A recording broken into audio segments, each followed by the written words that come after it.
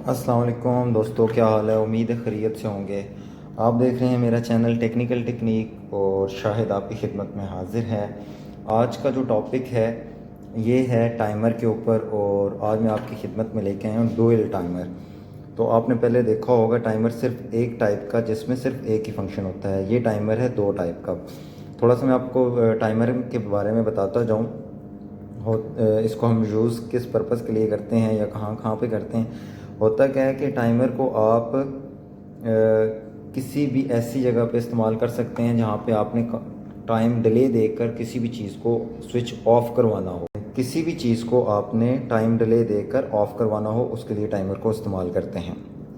अब ये देखें, टाइमर में हम देख रहे हैं कि हमारे पास ऑन और ऑफ, ग्रीन और रेड, ये देखें दो टाइप्स का दो फंक्शन इस टाइमर में हो रहे हैं कि ये अपना टाइम स्विच करता है। अगर आपने एक टाइम सेट कर दिया है, ये अभी सेकंड पे है, ये देखें सेकंड लिखा हुआ है, सेकंड पे है, तो 2 सेकंड बाद ये अपने पॉइंट स्विच कर देगा और रेड वाला ऑन हो जाएगा।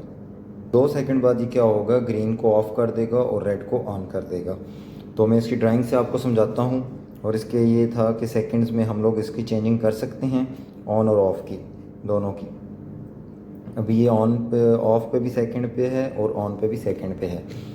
ये देखें, ये इसकी ड्राइंग है जो टाइमर के ऊपर बनी हुई है।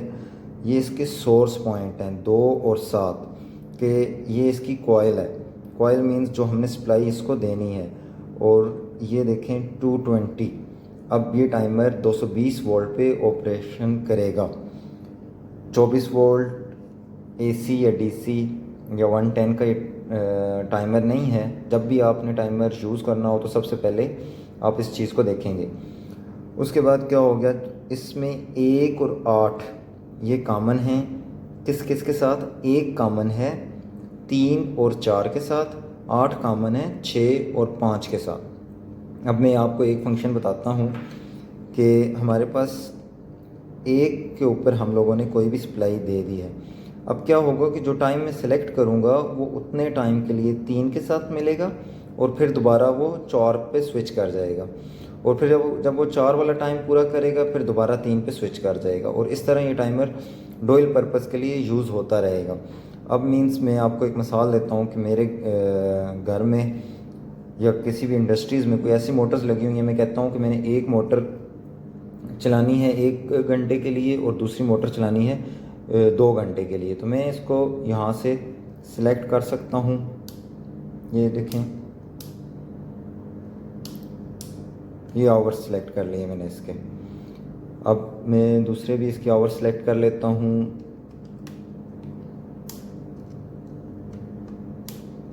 ये गौर से देखें तो आपको आवर्स नज़र आ रहे होंगे। अब क्या मैंने ये सिलेक्ट कर दिया है 2। मैं ऐसे करता हूँ कि एक को 2 पे रख देता हूँ और एक को 4 पे रख देता हूँ। अब क्या है कि मैंने जब कनेक्शन करने हैं तो मेरी एक मोटर जो है इस टाइम के मुताबिक, मैंने जो 2 घंटे वाली मोटर है वो 3 से आउटपुट ले लिया और उस मोटर की एमसी को सप्लाई दे दी।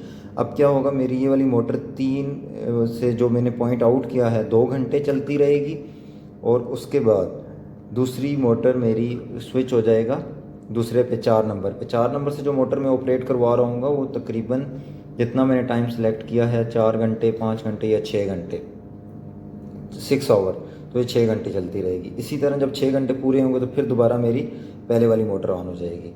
तो ये टाइमर था।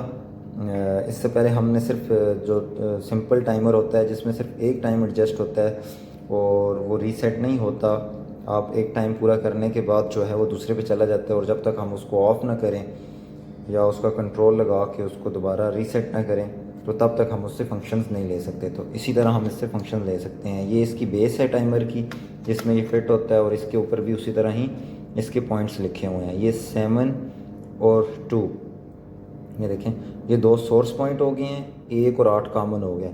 1 और 8 ये 2 पॉइंट इसके कॉमन है। इसी तरह 3 4 और 5 6 जो इसके ऊपर ड्राइंग बनी हुई है, जौन सा भी टाइमर होगा आप उसको देखेंगे और उसकी ड्राइंग के साथ उसको कर लेंगे।